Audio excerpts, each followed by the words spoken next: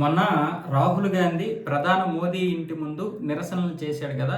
అప్పుడు ఆయన్ని పోలీసులు ఎత్తుకుని వెళ్ళినప్పుడు ఆయన చెవిలో ఏదో చెప్పారంట. ఆ చెప్పింది ఏంటి అని ఈరోజు ఆయన చెప్పాడు. నిన్న సాయంత్రం చెప్తున్నాడు. పోలీసులు ఏం చెప్పారంటే, ఈ ప్రభుత్వాన్ని వెంటనే దించేయండి, మీరు ప్రభుత్వంలోకి రండి అని చెప్పారు. అంటే పోలీస్ వ్యవస్థలో ఎంత వ్యతిరేకత ఉందో చూడండి.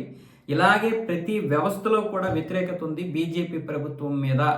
పోలీసులు అంటే నాకు ఎప్పుడూ కోపం లేదు, పోలీసులు అంటే నాకు గౌరవమే, వాళ్ళ పని వాళ్ళు చేస్తున్నారు, పై అధికారులు ఇచ్చినటువంటి ఆదేశాలతో పనిచేస్తున్నారు కాబట్టి పోలీసులు అంటే నాకు గౌరవం అన్నాడు. మరి అదే పోలీసులు మరి విద్యార్థులను కొట్టినప్పుడు ఈ పోలీసుల్ని ఎన్ని రకాలుగా తిట్టాడు రాహుల్ గాంధీ. ఇప్పుడు ఆయన చెబులోనంట ఈయన ప్రధాని కావాలని వాళ్ళు కోరుకున్నారంట.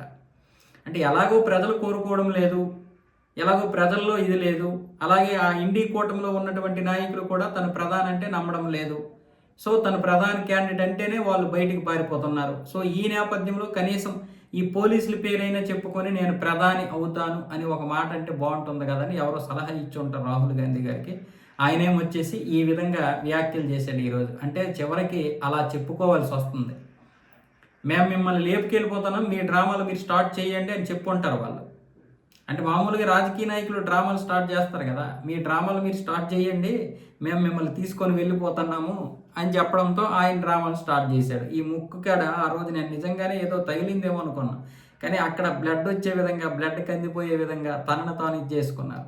అలాగే పాలిపోయినటువంటి ముఖము, జారిపోయినటువంటి చెప్పుతో మొత్తానికి రాహుల్ గాంధీ గారు ఒక దీనమైనటువంటి స్థితికి మంచి ఫోటోగ్రాఫర్కి అయితే దొరికారు. అంటే వాళ్ళకి చెందినటువంటి ఫోటోగ్రాఫర్లు, అలాగే సోషల్ మీడియా ఇన్ఫ్లుయెన్సర్స్, అలాగే సోషల్ మీడియా ప్లాట్ఫామ్కి చెందినటువంటి వారు అందరూ వచ్చారు. ఆయన అనుకున్న విధంగానే ఫోటోలు తీసి దాన్ని బాగా ఎస్టాబ్లిష్ చేశారు. వాళ్ళ యొక్క సోషల్ మీడియా ప్లాట్ఫామ్లో బాగా ప్రమోట్ కూడా చేశారు. అది కొంతవరకు సక్సెస్ అయింది.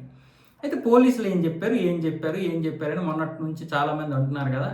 ఆయన దీనికి సమాధానం చెప్పాడు. పోలీసులు ఇదే చెప్పారు, నన్ను ప్రధానమంత్రి అవ్వమని చెప్పారు, ఈ యొక్క ప్రభుత్వాన్ని దించేయమని చెప్పారు. అన్ని వ్యవస్థల్లో ఇలాంటి అసంతృప్తి ఉంది బీజేపీ మీద.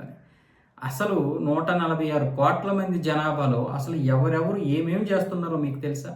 ఏ రాష్ట్రంలో ఏ పరిస్థితులు ఉన్నాయో మీకు తెలుసా? హర్యానా గురించే మీకు పూర్తి సమాచారం లేదు. హర్యానాలో ఎవరో మీకు తెలిసినటువంటి ఒక సలహాదారుడు జాట్లని మీరు కొంచెం ఎంకరేజ్ చేయండి, జాట్ల మీద మాత్రమే మాట్లాడండి అని చెప్తే ఆ జాట్లు మరి ఇంక మిగతాది ఏమీ లేదు. ఆ జిలాబీ జాట్లునే మాట్లాడాడు. అయితే ఇప్పుడు 25% ఉన్నటువంటి జాట్ల గురించే ఆయన మాట్లాడితే మరి మిగతా ఉన్నటువంటి బీసీలకు కోపం రాదా? ఆ విషయం ఎలా మర్చిపోతాడు ఆయన? అంటే ఒక హర్యానా లాంటి రాష్ట్రం యొక్క పరిస్థితి ఆయనకు పూర్తిగా తెలియదు. దేశం గురించి ఇంకా ఎలా తెలుస్తుంది? 146 కోట్ల మందిలో బీజేపీకి ఎంతమంది వ్యతిరేకత ఉన్నారు, కాంగ్రెస్కి ఎంతమంది సపోర్ట్ చేస్తున్నారు, మిగతా ప్రాంతీయ పార్టీలు వెనక ఎంతమంది ఉన్నారు, అసలు ఏం జరుగుతుంది, ఓటర్లు ఆలోచిస్తున్నారు, ఎలా ఉన్నారు? మీరు ఇప్పటికీ 1975 లెక్కలనే చూస్తున్నారు. ఓటర్లని 30 కోట్ల మంది మీ పార్టీకి సపోర్ట్ చేసే వాళ్ళు ఇప్పటికీ ఉన్నారు. 20 కోట్ల మంది తటస్థంగా ఉన్నారు. అంటే చిన్న చిన్న పార్టీలకు సపోర్ట్ చేసుకొని బీజేపీకి సపోర్ట్ లేకుండా, మిగతా వాళ్ళకు కూడా సపోర్ట్ లేకుండా తటస్థంగా ఉన్నారు. కానీ ఇక్కడ 75 నుంచి 85 కోట్ల మంది బీజేపీ వైపు నిలబడి ఉన్నారు. ఆ విషయం మీకు తెలుసా? ఈరోజు ఢిల్లీ మొత్తం నిండిపోయినంత మాత్రాన ఇక దేశమంతా ఇలాగే ఉందనుకోవడమే మన పొరపాటు. అది నిజంగా మీరు ఆ భ్రమలో ఉండడమే మంచిది. అందులో ఎటువంటి ఇదేమి లేదు. నాకు అలాంటి మీరు భ్రమలోనే ఉండాలి. హర్యానా, పంజాబు, ఢిల్లీకి చెందినటువంటి వారు రోడ్ల మీదకి వస్తే నిండిపోవా? ఏమవుతుంది? అంత మాత్రానికి దేశాన్ని మనం ఒకే ఘాటిని కట్టేస్తామా? కానీ మీకు త్వరలోనే అందరికీ అన్ని విషయాలు అవగతం అవుతాయి. ఇప్పుడు వచ్చిన నష్టమేం లేదు. కాకపోతే బీజేపీకి ఇలాంటివి జరిగితే అసలైనటువంటి విషయాల గురించి తెలిసి ఇక నుంచైనా మేలుకోవడానికి మంచి అవకాశం. ఇంకా 3 సంవత్సరాలు ఉంది కాబట్టి బీజేపీకి మేలుకోవడానికి ఇది చాలా మంచి అవకాశం.